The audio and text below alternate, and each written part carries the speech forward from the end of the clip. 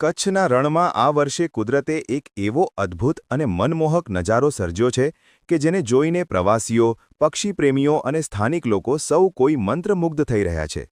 Road to heaven તરીકે ઓળખાતા ખાવડા ધોળાવીરા માર્ગની બંને બાજુ હજારો ફ્લેમિંગોના વિશાળ ટોળા વસેલા જોવા મળી રહ્યા છે, જેના કારણે આખું રણ જાણે ગુલાબી રંગની ચાદર ઓઢી લીધી હોય એવો અદ્ભુત દ્રશ્ય સર્જાયું છે.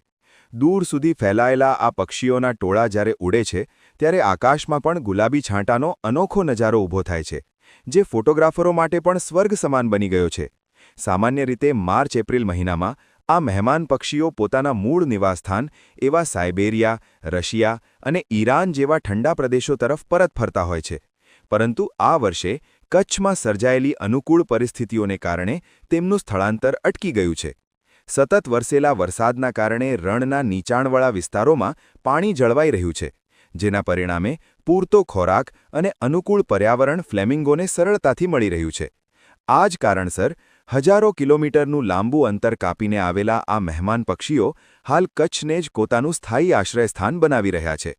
પરિણામે કચ્છનું રણ જાણે જીવંત ફ્લેમિંગો સિટી બની ગયું હોય એવો અનુભવ થઈ રહ્યો છે.